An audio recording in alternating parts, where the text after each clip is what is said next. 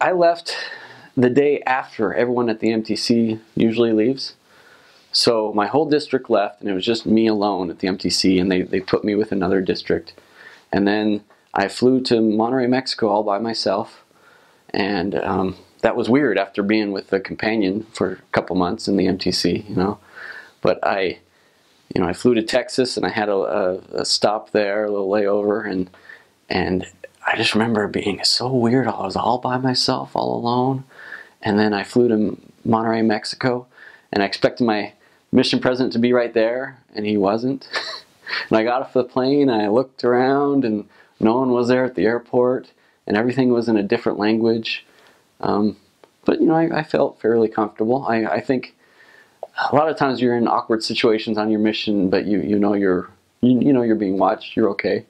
I wandered around the airport a while, and I recognized the guy that I'd seen in a photo in the MTC. I knew he was my mission president. I went and found him, and you know, it was fairly late in the day. I left 3 feet of snow in Provo, and it was probably 80 or 90 degrees in Monterey when I got there. So I had my trench coat on and everything, and sweating. And mission president, he took me to his house to meet his wife, and we went out to dinner. Very first meal I had in Mexico was at the Golden Corral, and had some interviews and stuff. And then he took me out. By the time I got to my area, it was really late. You know, that's something missionaries aren't used to doing, staying up late. But since I was the only one coming in to the mission, they didn't have transfers. They just put me with another companionship. We were trying to figure out where people are going to sleep because there weren't enough beds. You know, we rigged up a hammock. And I got to bed really late, hadn't unpacked anything. And the next morning, I expected to be woken up, and everyone in that house slept in. And I came to find out that was a kind of a common occurrence in that house. You know, you're raised seeing the missionaries and looking up to them, thinking they're all these great law-abiding, you know, obeying the rules and filled with the Spirit. And I come to find out everybody in the mission isn't like that. You make the mission how you want it to be, and you have to learn. You know, I woke up on my first day in the mission all excited, and I had slept in, and everyone else in the house was still sleeping. And so I learned quickly that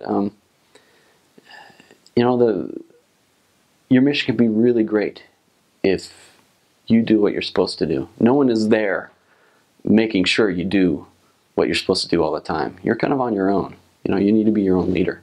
First of all, I served in 95 and 96, so about 20 years ago. And the city of Monterrey is about 3.5 million people, so it's a pretty large town. Some say it's the second largest in Mexico, and others say it's the third largest. I think those two cities are competing for that title. There were 2 missions in Monterrey when I was there. There was the north and south. Since then, I understand they've realigned all the boundaries, and there's east and west. Monterrey South was mainly most of the city, and then it also had a couple little outlying towns in the boundaries. One of the larger ones was called Saltillo. Saltillo was kind of a nice mountain town, a bit cooler in the summer. Monterrey got pretty hot in the summer. It was usually over 100 degrees. I did see it snow once, and everyone there was so excited it was snowing because they hadn't seen snow all their life, so it was a pretty rare thing. There are mostly wards. There are some branches, but the wards, most of the wards, at least when I was there, aren't as big as the wards here. You know, they may have the same number of membership on the rosters, but much less active members, I think. They announced a temple when I was there in the mid-90s. It took a while to build that temple, but there is a temple in Monterrey now. The chapels are interesting because, you know, there's so much growth. In order to keep up with that, they don't build full huge churches like they do, you know, here in Utah or anywhere. They'll start small and then they'll add on to it. Sometimes, you know, there'll be kind of little manufactured, industrial looking chapel, and then they'll maybe put a gym and some other classrooms next to it later, and then they'll cover over the whole thing. So there's a hallway inside, so they keep adding on to chapels, they start small and they add on to them, make them bigger. That way they can work with the growth, because there is a lot of growth. Most people are converts down there.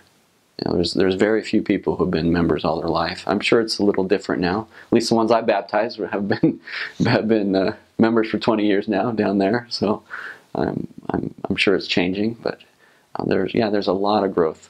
But there's also a lot of inactivity. Most of the people I taught were Catholic, but not Catholic by belief. They were more Catholic by culture. That's just what they were raised in.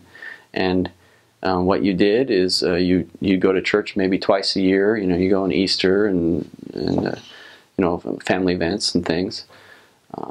So it was kind of in their culture to belong to a religion but not really live it, and that sometimes that kind of flows over into the gospel, into the the LDS faith. Also, you teach them and they're all excited. And then the missionary gets transferred and they quit going. So I remember hearing there was about 13% retention rate. And I thought, 13? I mean, people I baptized, I've got to be better than that.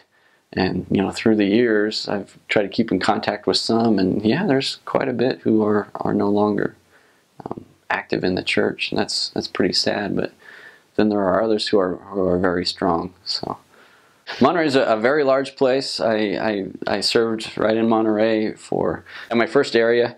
I served kind of in the southwest or southeast corner, and then I was lucky enough to get transferred to Saltillo, and that's I say I was lucky because it was going into the summertime, and Saltillo is much cooler. It's a smaller town, still fairly large town, but it's a bit nicer in the summertime, and I loved it there. And I was kind of in a richer part of town in that area, which I can't say rich, but which made it honestly a little bit harder. When you're attracting and stuff, when you're in the nicer parts of town, they don't seem as receptive, I've noticed. But a great area. And then I transferred back to Monterrey for the winter, and then the next summer I was back in Saltillo. I felt so lucky to be there, just because of the climate. I don't do very good in the heat, and I think the Lord knew that. I think He knew that I would be healthier and have more energy and a better missionary where He put me. So Monterrey, Saltillo, then Monterrey, then Saltillo, then back to Monterrey. Yeah, it's very large, very populated. I remember hearing before I went down there that they have a really good public transportation system, and what I came to find out is a really good public transportation system meant there were a lot of buses. Not that they're good.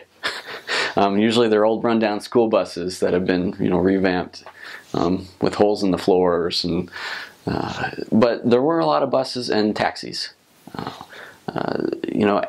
On my mission, most areas didn't have bikes or cars. The only cars was the mission presidents, and I think the assistants had a car. So we went everywhere walking or riding the bus. But we were, it's a big city, so our areas weren't really huge either. We can walk from one side of the area to the other pretty quickly. There was usually missionaries per ward, not wards per missionary. So the areas weren't huge. Most of it I would describe as like a ghetto. I don't want to talk bad about the place, but there was a lot of graffiti everywhere. I think I lived a pretty sheltered life because I didn't really ever talk to a drunk person till my mission, and they were everywhere. There's a lot of drinking, drugs, homemade drugs, sniffing paint thinner and stuff like that. And that's just very common where I was. I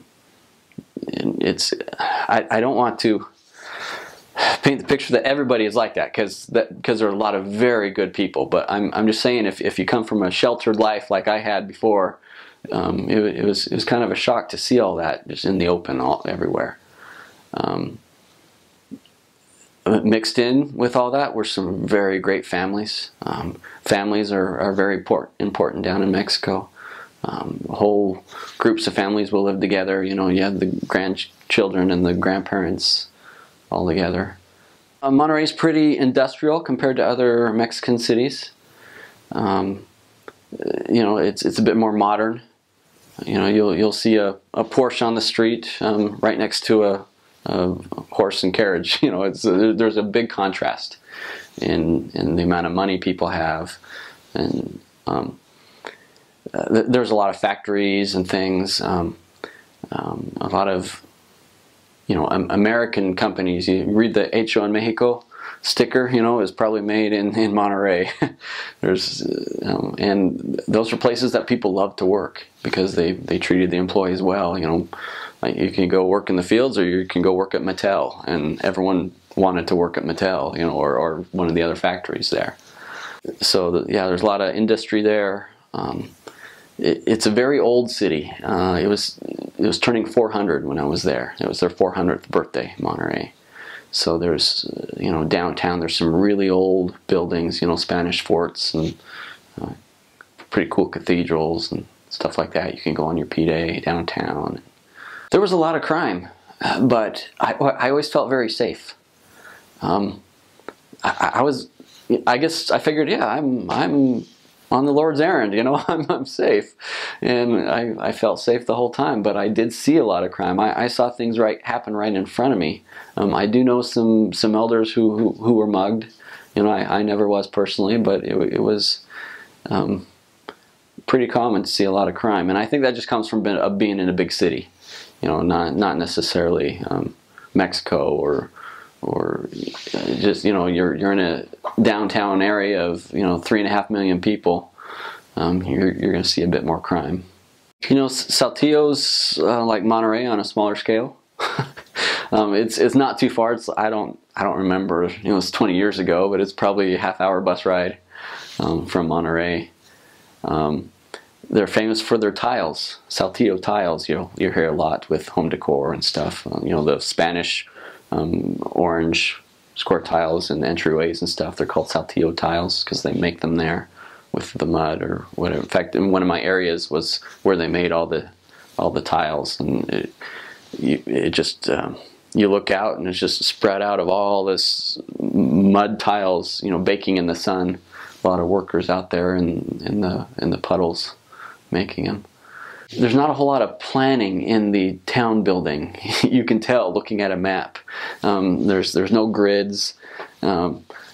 Every road, I think, was built upon an old walking trail at one point. You know, so it's very confusing when you're walking through the neighborhood from one street to the next, where every street is a little, you know, more angled than the next, and you've, at the end of the day, you're totally turned around. You don't, you know, you're not in the place you think you are, because nothing is straight. You know, these old towns are like that. It's kind of fun though to walk downtown, the old part of towns, with the really old shops. You know, it's fun to visit on P-Days, things like that. It's pretty deserty in both of those cities, but there's some pretty areas around there, waterfalls and stuff you can go to. As far as people's jobs, you know, it's like anywhere. Everyone has different types of jobs: factories, teachers, you know, store. A lot of people are taxi drivers. There's a lot more taxis than I'm used to. A lot more Volkswagen Bugs down there. I believe Mexico still makes them, you know, the old type. So that's what all the taxis are, I think. Yeah, you know, it's like any place in the world. There's a variety of jobs and a lot of good people. I'm afraid I talked about some of the bad parts, but I wasn't meaning that you know, it's not a bad area overall. There's a lot of very good people. I was just trying to express that, you know, if you're, you know, I grew up in small town Idaho. It's very different. The people are amazing, very friendly, very inviting and welcoming. I never went hungry, and in fact, we were assigned lunch every day with members of the church, you know, as an assigned So we knew we were getting lunch, but we always got dinner too. No matter where we were, if we were visiting a member or if we were teaching somebody, you know, even some non-member, we were talking to them, they'd invite us to eat. So, and food was many times very humble, but excellent. Really good food. I love Mexican food. In fact, even today, my favorite meal is scrambled eggs and refried beans and tortillas. That's one of my favorite meals because I ate it so much on my mission. You know, the beans and rice all the time. And the people would just offer it to you wherever you are. They'd give you food. They're very friendly. Or, you know, a drink, you know, because it's always hot out. Wherever you were, you knock on the door, you know, you tell them who you are and the message you want to give, and they say, no, I'm not interested, but are you thirsty? And they'd offer you a drink. So, yeah, the people are just very inviting. Love the people. And, you know, the ones you really get to know, they're like family. They expect to see you every day. They crave you there, you know. Partly, I believe, because you're a missionary, you have that spirit with you. You're bringing something they need, but partly because that's just the type of people they are. You know, they love you. New members to the wards or visitors always got really great welcomes in the ward. They were, you know, all the ward members were excited to see these new people, and they make them feel really welcome. And there's one new family that had this little baby. And, well, not baby, a toddler, you know, she wandered around Sacrament, and at first I think the mom was a little embarrassed that she couldn't control her child, but everybody loved that child so much that it was part of the ward that, you know, this child would go around and talk to everyone in Sacrament meeting and say hi and sit with them, and, you know, she was just the ward's baby, and everyone loved her. They loved their parties, their food. They get together and have. There's a lot of ward get-togethers, you know, with food, with excellent food, and no, my mind just went blank. But a lot of good times, great opportunities to invite investigators to, you know, good social experiences with good people. I live by a train station, and we worked in an area about a mile out, and there was this train tunnel through the mountain at the very edge of our area. And we always wondered what was on the other side of that mountain. And we looked down at the train station about a mile away, made sure no trains were coming, you know, and decided to go through that train tunnel one day. And that was probably pretty foolish. We shouldn't have done that. But, you know, we had our ear to the tracks, and it was clear. And walking into the tunnel, we noticed all the big scratches on the side of the tunnel. I don't know if they, you know, overpack the train sometimes or whatever. So we thought, this is a tight tunnel, you know. And it was very long. We went in, and when we were in the middle of the tunnel, we couldn't see either end, you know, because it's slightly curved. And we were about 3/4 of the way through, and we start hearing this high-pitched sound. And that freaked us out. By then, you know, there was a little bit of light, and I could see my companion. I looked at my companion, he looked at me, and we just both started running. And the sound grew louder and louder, really fast. And we were almost at the end of the tunnel. We were just running through this dark tunnel. And all of a sudden, there's, you know, 3 engines hooked together, just booking it, coming towards us. Usually on this train track, they go very slow the other direction, so we didn't expect anything coming towards us, and we both jumped to the side down in the corner of this tunnel, and this train was just right by us, just zooming by. And, you know, I didn't know if my companion was okay. I figured he was on the other side of the train.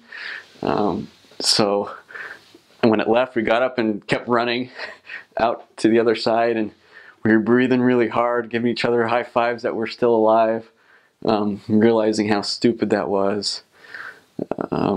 Looked around, there was nothing on the other side of the mountain. It was just bare desert, and so we had to travel back through to go home.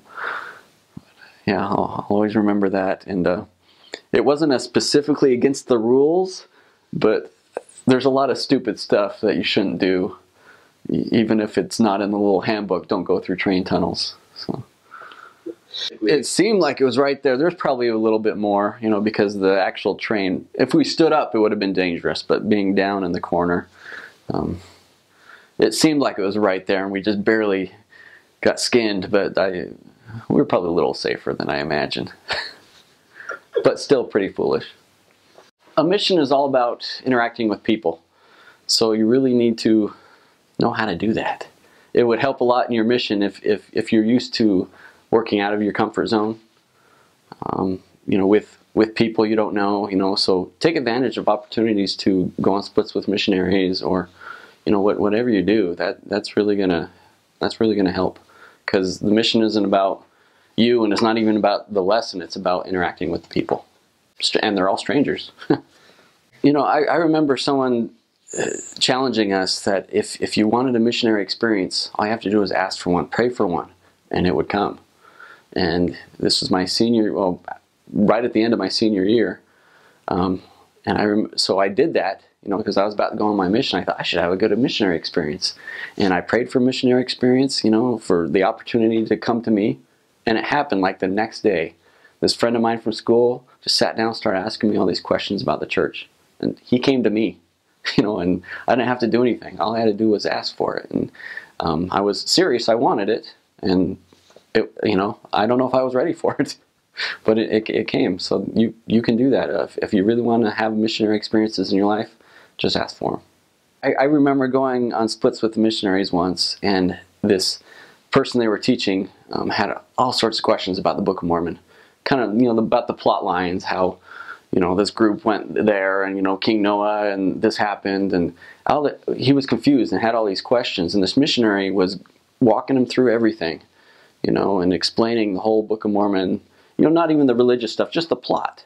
And I thought, wow, he's pretty knowledgeable. And we leave that appointment, and he goes, wow, how did I remember all that? I must have learned it in seminary, but I didn't know I knew all that. So it's amazing that you learn things growing up, and when they need to come to your mind, the Spirit will help you. So that's something I learned before.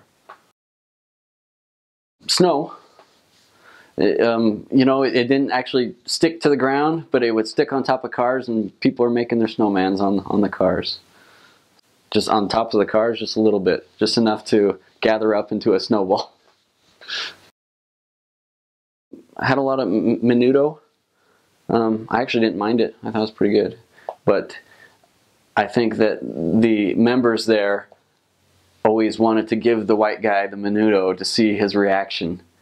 And so I'd eat it, and it was fine.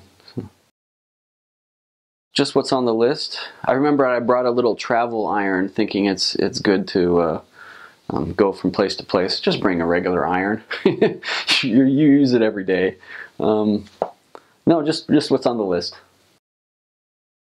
Yeah, there's dogs everywhere, and they'll bark at you when I walk by, but I wasn't afraid of them, so I kept walking. But I remember once I noticed my companion wasn't with me, and I looked back, and he was half a block backed up in a corner, because he didn't like that dog, and I had to go rescue my companion from the dog. So just remember who's bigger and who's boss, and you're fine. I refurbished a swamp cooler for somebody, doing some service. I remember once, late at night, we were sharing an apartment with another set of missionaries, and they called me up. Elder Borup, get up here, we need your help. And I went upstairs to their bedroom, and that's where the bathroom was, and the bathroom, there's something wrong with the bathroom sink. Needed some plumbing done. And I don't know why they called me, but they just figured I could fix it, and I did. I played around with it and fixed the plumbing, and you're out on your own. It's just you and a couple guys your age, so you learn how to do the things that you may rely on your parents for. Don't be afraid to open your mouth. The priesthood is real. The restored gospel. The priesthood is a real power, and I learned that because the adversary is real also, and he'll work against that. The bishop has the keys to the ward, and you got to remember that on your mission, that you got to include him with a lot of things. It's not just about you as the missionary, but You're working within a ward with other priesthood holders there and other leaders. Yeah. We were walking home near our home, and we see this guy getting beat up with a baseball bat. And, you know, there's people around watching him just being beat up. And, you know, we thought, what do we do? And the closer we got to him, I noticed the guy doing the beating was our landlord. And we tried to calm him down a little bit, but he wouldn't listen to us. And, you know, we talked to some other people. Well, we didn't want to get in the mix too much and get beat ourselves, but, you know, we knew the guy, so we tried to calm him down and told him to wait for the cops. And he says, oh, the cops are coming, and he was mad. He was beating the life out of this guy. And it's kind of scary to see. I thought, well, we got to make sure our rent's paid on time. This was our landlord doing this. Come to find out, this guy was trying to rape his daughter. So I don't know if I would have done the same. I don't know, but I've never seen that before my eyes. Something so graphically violent.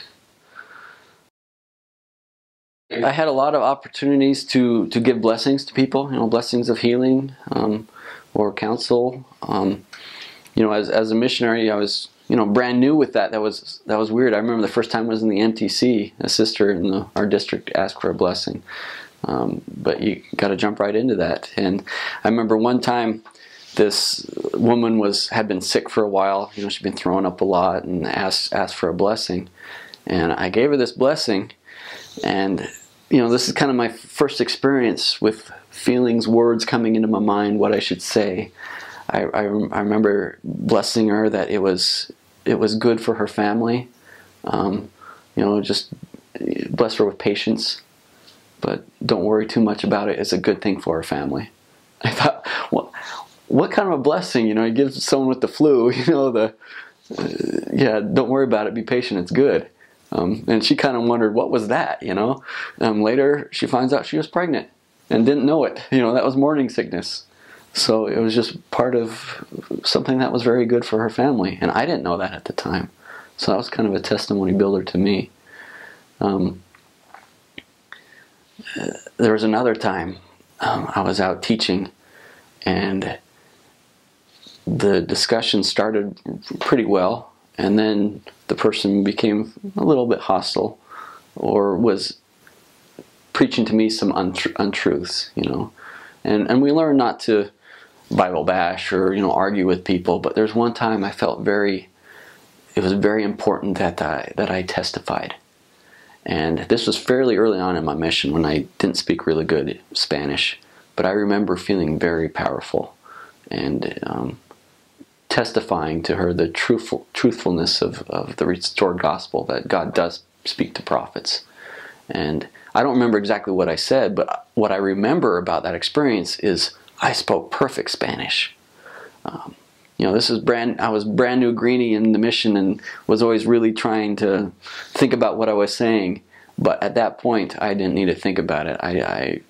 I could just speak very clearly in perfect Spanish and testify to this woman.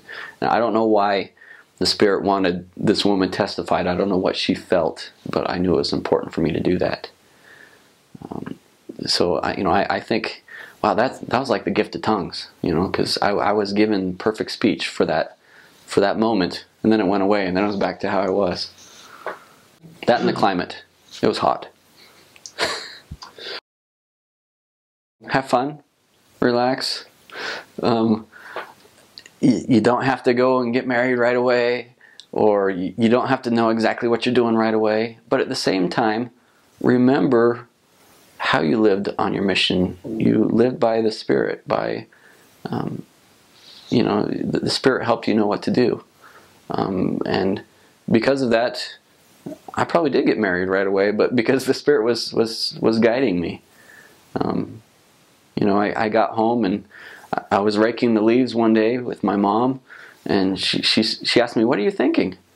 And I told her, I think I need to go to college in Twin Falls, Idaho. I didn't know why, and she goes, "Well, maybe you should go do that right now." And so I dropped the rake and I drove to Twin Falls. It's a couple hours away from where I lived, and I got everything set up, and I went there and I met my wife right away, and I was only there that one semester, but I know why I was supposed to go there. I was following the Spirit, and I went and I met my wife, and we got married and moved back to Boise.